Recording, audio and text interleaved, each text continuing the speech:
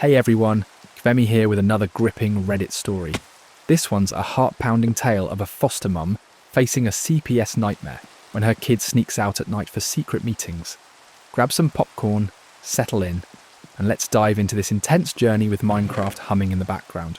The title: My foster daughter's midnight escapes led to a CPS scare, but one question saved us. My 9-year-old foster daughter slipped out through the window at 1:30 a.m. Child Protective Services pointed fingers at me until a single question in court turned everything around. She quickly pulled away from me, just messing around at school. My stomach tightened because, after 5 years of fostering, I knew that expression. Lila, you can share anything with me. Did someone hurt you? No, she mumbled. Can I go to sleep now? She practically bolted to her room. Before I could say more, my phone buzzed with a message from my other foster kid, Ethan. Is Lila okay? She was upset in the bathroom earlier. Do you know if someone's bothering her? No, but she's been off, like she's always exhausted. The next day, the school counsellor called while I was at my desk. Ms. Harper, we need to talk about some marks. Lila has bruises on her wrists and scratches on her knees. My throat went dry. She said it's from roughhousing. She told me it happened at your place. I'm required to report this. The threat hit me like ice. They thought I was the one hurting her. Someone will reach out within 72 hours. I sat in my car, trembling after the call. With 3 foster kids in my home, I was now under scrutiny. They could take them all. That evening, I watched everyone closely. Ethan was tackling math problems. Mia, my youngest foster child, was doodling. Everything seemed fine except Lila kept dozing off over her spaghetti. Rough night? I asked. Bad dreams, she whispered into her plate. What about? She shrugged and asked to be excused. With 2 days until the CPS visit, I found bits of evergreen in Lila's hair while brushing it. Odd, since our neighbourhood only had maple trees. Were you in someone's yard? She shook her head, fidgeting with her stuffed bear's ears. That night, Ethan pulled me aside. Something's up with Lila's window. In her room, where she was already asleep by 7:30 p.m, the window latch was loose with faint scratches on the frame. My heart sank. I set up a nanny cam app on my phone without telling her. At 11 p.m, she was in bed. But at 3 a.m, my alarm went off. Her bed was empty. I rushed to her room. She was there asleep, but her blue pyjamas were now green. The social worker called to confirm the next day's visit. Ms. Harper, this is serious. 3 kids' safety is on the line. During breakfast, Lila sketched a blue house with a broken slide and a woman with long red hair. Pretty picture. From a story? It's a special place, she said softly. From my dreams. My chest tightened. I'd seen that house, 3 miles away in a rougher part of town, a shortcut I'd driven but never visited. What happens there? The lady gives me cookies and combs my hair. She touched her head where I'd found the needles. That night I stayed awake. At 2:30 a.m, I heard a soft creak. Her door was ajar, her bed empty. I only grabbed my sneakers and ran outside, catching a glimpse of a small figure in green pyjamas climbing the back fence. My pulse raced as I trailed her, keeping my distance. Lila moved with determination under the streetlights. By the time we reached the blue house with its broken slide, my shoes were soaked and my mind was spinning. A woman opened the door and pulled Lila into an embrace. Long red hair, thin frame, unsteady hands. I recognised her from the case file. Lila's biological mother, Maren, who lost custody 3 years ago for neglect and drug issues. Through the window, I saw Maren pour soup and brush Lila's hair, as Lila spoke with more energy than I'd ever seen. Maren kept touching Lila's face, like she couldn't believe she was real. Then I heard Maren say, "The courts can't keep us apart at night, sweetheart. The dark hides us. Our secret." Lila's mother had her walking 3 miles alone in the dark. The next morning, CPS arrived at 9 a.m. Lila was half asleep on the couch. As the social worker examined her arms, she asked a question that shifted everything. Maren hadn't just lost custody for neglect and drugs. There was more. The social worker pulled out a thick folder, her face pale, flipping pages until she found it and showed me. 3 years ago, Maren tried to take Lila from her prior foster home. My tea mug slipped, splashing liquid on the floor. The social worker read on as I grabbed a towel. The foster dad woke at 3 a.m. and heard noises. She pointed to a photo of a window with a sliced screen. He found 7-year-old Lila climbing out with a bag Maren told her to pack. My knees buckled and I sat down. The social worker handed me police reports with Maren's mugshot and foster parent statements. Maren had sent messages through a school aide, telling Lila they'd go on a trip. Another page showed Lila had packed her favourite dolls and was about to leave when caught. My hands shook. Does Lila remember this? The social worker shook her head. She was 6 when Maren called it a game, so she likely thinks her mum left her because she was poor. That explained Lila's eagerness to sneak out, thinking she was helping her mum. Do you want to press charges for violating the restraining order? My stomach twisted at the thought of Maren arrested, but I pictured Lila's room. I need to keep her safe. The social worker nodded and dialed her supervisor. This case needs a new approach. Within 20 minutes, another woman arrived, older, with silver streaks, moving confidently. I'm Nora Klein. I'm taking over since this involves an outside threat. I never suspected you of harm. She inspected my windows, testing locks, snapping photos. Show me Lila's room. We went down the hall, and Nora studied the window scratches, measuring them with a small tape from her bag. You mentioned footage. My hands fumbled with the Nanny Cam app password. The grainy video showed a small figure slipping out at 2:15 a.m. Nora watched it twice, taking screenshots. This is court ready. She scribbled notes on her tablet. I need to talk to all 3 kids today. Just then, Ethan walked in from school, his backpack sliding off as he saw 2 social workers. What's happening? I explained about Lila's mum and her nighttime trips. His face tightened. I knew something was off. I heard her window creak for weeks, thought it was a dream. Nora had him sit and asked what he'd noticed. He mentioned finding Lila's shoes wet and seeing her nod off at breakfast. I should have spoken up. Nora wrote it all down, then asked to see Mia. Mia came from the playroom, holding a sketchbook, confused about the stranger. They went to the dining room and I heard Nora's calm voice asking about bedtime and nighttime noises. Mia returned after 10 minutes, unbothered, and went back to drawing. Ethan gave me a small nod, signalling he was okay. Lila's turn, Nora said. My chest tightened. Lila had stayed in her room since CPS arrived, maybe sensing trouble. Nora knocked softly, and they went inside. I paced the hall, hearing Lila's voice rise and fall, then sobs. I wanted to rush in and hold her. The talk lasted 40 minutes, the longest of my life, with louder crying. When the door opened, Lila ran past, face red and wet, slamming her bedroom door. Nora emerged, frowning sadly. She's very loyal to her mum and doesn't see the danger. She gathered her things. A detective will come tonight for statements. I spent the afternoon trying to get Lila to eat, but she stayed in her room. At 6:30 p.m, a tall man in a suit appeared. Detective Leo Hart, hear about the unauthorised contact between Lila and Maren. We sat at the kitchen table as he set up a recorder and notepad. He explained that breaking a no-contact order was a crime and needed my account. I described following Lila to the Blue House, seeing Maren brush her hair and serve soup. Leo stood and asked to see Lila's room. I led him there while Ethan and Mia watched TV. He knelt by the window, tracing scratches on the frame. Someone showed her how to open this quietly. He took photos, noting faint marks from a tool. My stomach churned, thinking how often this happened while I slept. He tested the window, showing it opened with precise pressure. This took practice, likely weeks. I sat on Lila's bed, legs weak. After dinner, I checked on Lila and found her sitting on the floor with her stuffed bear, stuffing it into a small backpack with clothes and a book. What's this, sweetie? Tears welled up. Mommy needs me, she sobbed. I promised I'd go back. She clutched the bear, crying over her promise. I sat beside her, pulling her close as she shook, explaining how her mum was lonely without her. Sometimes adults ask kids to keep unsafe secrets. She shook her head, insisting her mum needed her.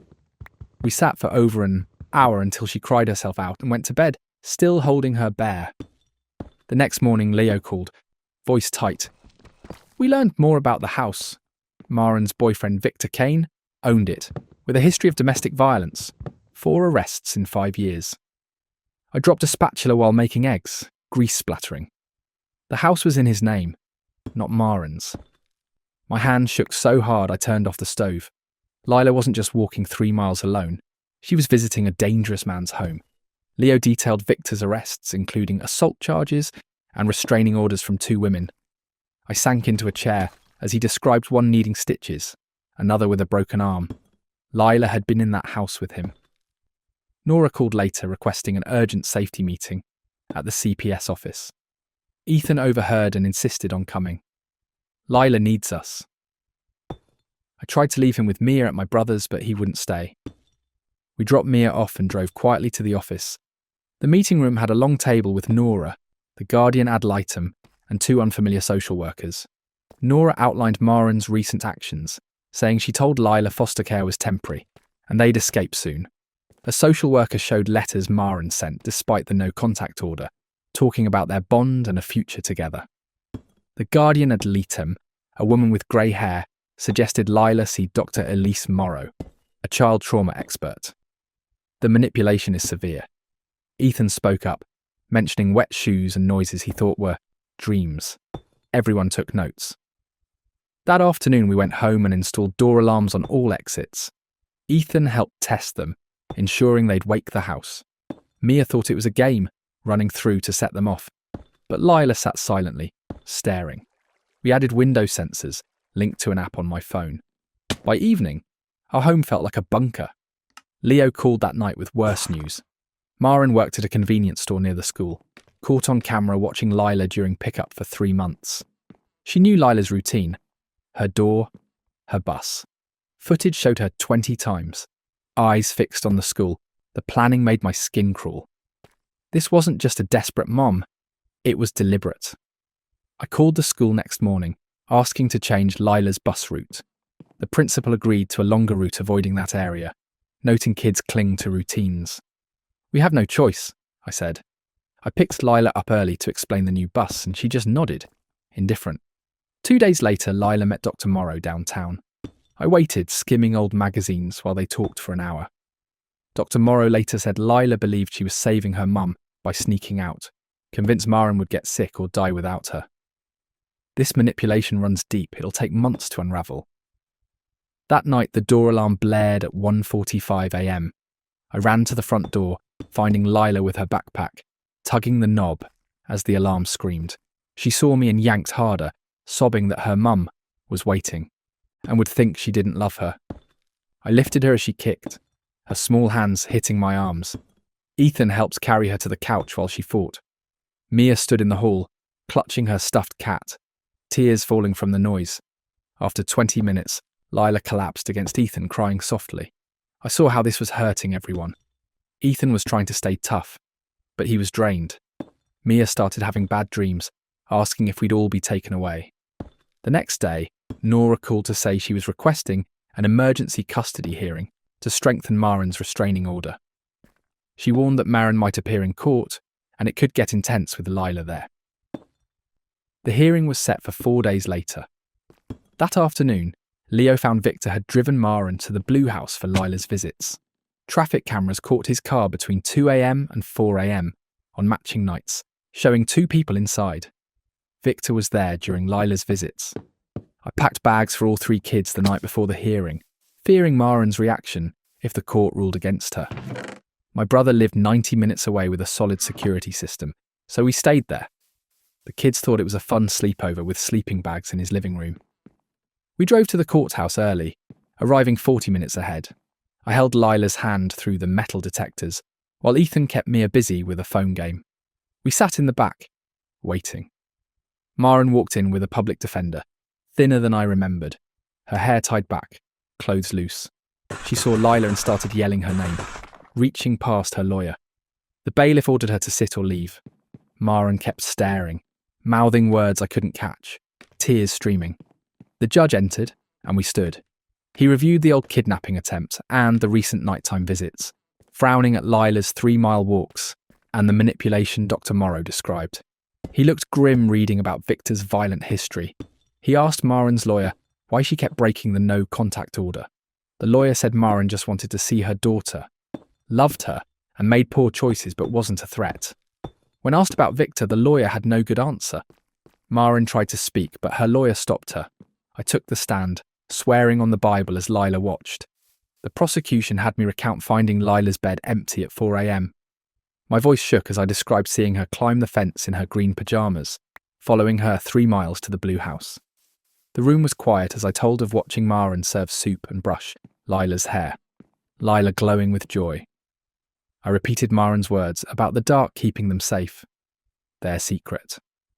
Lila cried in her seat, Ethan holding her, as I finished describing waiting until 4:30 a.m. to ensure she got home. The judge asked if I'd seen injuries. I mentioned the bruises and scratches that sparked the investigation. He asked if Lila understood the danger of walking alone at night. She's too young to get it. She just wanted her. Mom! After 2 hours of testimony from me, Nora and Leo about the violations and Victor's role, the judge ruled. He scolded Maren for endangering a 9-year-old by making her walk alone at night, noting the prior kidnapping attempt justified the no-contact order. He allowed supervised visits twice monthly at the courthouse, requiring Maren to pass drug tests first. Visits would be 1 hour with a monitor present. No gifts or private talks allowed. Missing 2 visits, or failing a drug test would end her rights permanently. Maren sobbed, reaching for Lila, but the bailiff blocked her. We rushed out, but Lila broke free in the parking lot, yelling that I was cruel for keeping her from her mum, hitting my legs. Ethan helped get her into the car, where she kicked my seat the whole way home, then ran to her room, slamming the door so hard a frame fell. Mia, confused, asked why Lila was mad. I explained simply over lunch, but no one ate. Later I found a letter in the mailbox, no stamp or return address, from Maren begging to see Lila outside court visits, claiming she was a good mum who made mistakes. My hands shook as I called Leo, who arrived in 20 minutes to collect it as evidence. Maren had violated the new order hours after it was issued. He photographed the mailbox and asked if I'd seen anyone nearby. I hadn't, but now I feared Maren knew our address. Leo promised more patrols. 2 days later, Dr. Morrow came for Lila's therapy and saw we needed more help. She increased sessions to twice weekly, teaching Lila about safe versus harmful secrets. Lila sat, arms crossed, refusing to engage, still angry at me for snitching on her mum. She stopped eating with us and wouldn't let me brush her hair. Ethan tried games, but she pushed him away. A week later, the first supervised visit was set at the courthouse. I was nervous driving there, unsure how Lila would react. The coordinator explained the rules: constant monitoring, no gifts, redirected conversations if inappropriate. Through the one-way glass, I saw Lila run to Maren, both crying as they hugged. I felt a pang watching. Maren whispered in Lila's ear, and the coordinator stepped closer. Maren pulled Lila onto her lap, whispering more. The coordinator warned her to speak normally. Maren told Lila they'd be together soon to be ready. The visit ended after 15 minutes when Maren wouldn't stop. She yelled as security separated them. That night, Lila refused dinner, calling me the worst person for not letting her mum talk privately, saying I was jealous. Ethan explained the rules were for her safety, citing kids hurt by bad secrets. Lila covered her ears, screaming that we hated her mum, and ran to her room. The next morning, Leo called with a bombshell. Victor was arrested for drugs after a traffic stop found cocaine. A search of the Blue House uncovered bus tickets to Canada for next week, and fake IDs with Lila's photo under a different name. A notebook detailed plans to Waitsitumai, grab Lila from school and cross the border. Maren was planning another kidnapping during the court case. This was a federal crime. Nora told the court, recommending all visits stop due to Maren's danger. I sat in my car shaking, thinking of Lila. For 3 days Lila barely spoke, staying in her room with her bear. Dr. Morrow found me crying in the kitchen while the kids were at school.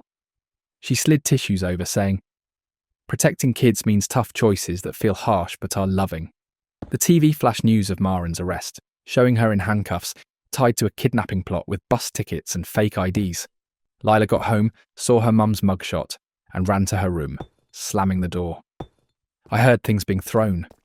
Ethan tried talking through the door while Mia sat scared on the couch. Hours later, Lila opened the door, asking in a tiny voice if her mum was jailed because she told about the visits. I hugged her, saying her mom made unsafe choices, not her fault. Ethan brought her favourite cookies, and Mia showed a drawing of a heart with "I love you, Lila," in blue crayon. We sat on her bed as she ate, crying, asking why her mum risked everything. Days blurred with nightly alarm checks and therapy marked in blue pen. Lila stopped sneaking out but stared out her window toward the blue house, miles away. We started Friday movie nights, each kid picking a film, popping popcorn. 2 weeks later, Dr. Morrow said Lila was opening up about the blue house. She described Victor downing whiskey, yelling at Maren as Lila hid under a table. When he threw things, Lila locked herself in the bathroom until Maren came. She mentioned Victor grabbing Maren's arm, leaving marks, and Lila learning to stay silent when he was angry. Dr. Morrow said we acted just in time. When Nora called to say the investigation closed and I was cleared, relief hit hard. She praised my handling, saying I protected Lila while keeping safe contact with her mum. The prosecutor said Maren took a plea for attempted kidnapping, 15 months in prison, parenting classes and therapy. It spared Lila testifying. Folding laundry, I heard Leo's cruiser pull up with pizza boxes. The kids ran over, excited for pizza on a Thursday. Toppings perfect. Over cartoons, Leo whispered that Victor got 7 years for drugs and other charges. Maren might get help in prison without him. Lila asked the next day if she could write her mom in jail. Dr. Morrow helped her craft a letter about feeling confused but tired from night walks, her legs sore. She drew our family, me, Ethan, Mia, and her mom in a separate square. Dr. Morrow said it was okay to love her mum, but be mad at her choices. The letter went through official channels. We planned monthly prison calls after Maren settled. 3 weeks later, Lila's teacher sent a green note saying she was participating more, finishing spelling work. I found Lila doing homework unprompted, Mia colouring beside her, Ethan making sandwiches. The teacher drew "Semai kansai," a star noting Lila's alertness in class. Ethan washed dishes without asking, glancing at the girls playing, then admitted he feared we'd be split up when CPS came. His hands trembled, revealing plans to run if we were separated. My brother visited that weekend from an hour away, bringing a craft kit with yarn and beads. He set it up, and the kids made keychains while I cooked. Lila told him about missing her mum, but knowing the visits weren't safe. He listened, helping her pick red yarn. They made 6 keychains, one for each of us. 5 weeks later, Maren's first prison call was set. The coordinator brought equipment, giving Lila 10 minutes. Lila mostly listened, saying, "Okay," softly. Her shoulders eased after hanging up. The coordinator noted her calm and suggested monthly calls. The guardian ad litem watched the kids, snapping photos of Lila helping Mia with math, and Ethan teaching them a board game. Her report said Lila was thriving and should stay, citing their bond. Dr. Morrow upped Lila's sessions, using puppets to process emotions. Lila struggled to see her mum as both loving and harmful. One night, I saw Lila brushing Mia's hair gently, mimicking my technique, chatting softly. Ethan took photos as they laughed. After months of chaos, it felt normal. 3 months after that night I followed her, we had a calm week. Lila griped about homework and tried trading carrots for more pasta. No nightmares, no escapes. The alarm stayed quiet. Ethan helped with chores and the girls played cards without fighting. Nora's final visit came on a Monday. She checked alarms and locks, then signed papers at the kitchen table, saying all 3 kids were doing great and should stay. She noted their closeness, shaking my hand before closing the case. After dinner, Lila climbed into my lap during a movie, a rare gesture. During a break, she asked if she could call me Mama Lee sometimes, not to replace her mum, but for someone there daily. She fidgeted with her keychain, waiting.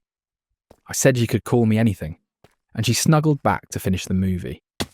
At the next prison call, Lila talked about a history project and a new classmate, asking once when her mum would call again, then hung up calmly. By the 5th call, she shared kid stuff like a lost tooth and learning Ethan's skateboard. Ethan got into an advanced science program, waving the letter proudly. Lila made him a card with stars and equations copied from his book, calling him the best brother. Seeing them hug, Mia cheering, I felt we'd become a family. 6 months after that night, we had another peaceful week. Lila slept through, alarm silent. I stopped checking the app constantly. Dr. Morrow said the crisis was over, now maintenance. Maren's letter came via CPS, apologising for endangering Lila, saying classes helped her see her mistakes, thanking me for keeping Lila safe. Nora called it progress, but cautioned only time would tell. Lila's 9th birthday was a Saturday, with 10 classmates bringing gifts. Ethan worked the barbecue. Mia set up a treasure hunt with too many rules. Lila laughed during tag, getting hiccups. She blew out 9 candles as everyone sang off key. At bedtime, she hugged me tightly, saying she was glad I kept her safe. Sorry for her early anger. She rubbed my back and I held back tears. Friday movie night, the kids piled on the couch, Ethan making overly buttery popcorn. Mia picked a cartoon, Lila curled up with her bear, and they bickered over the film's silliness, tossing popcorn. Watching them laugh, I felt we'd survived something that could have broken us, now stronger. Over breakfast, Lila asked about the aquarium, saying a friend mentioned baby sharks. Ethan offered to help watch the girls. Mia listed animals to see, and Lila sketched a route on a napkin. After escapes, court, and supervised calls, a chat about aquarium trips felt like the sweetest thing. And that's it for today's wild family drama, folks. Kavemi here, signing off. What a journey. Name battles, family chaos, and truth coming out on top. Let me know in the comments what you think about this one. Grab some more snacks, keep enjoying those Minecraft vibes, and I'll catch you in the next Reddit story. Peace out.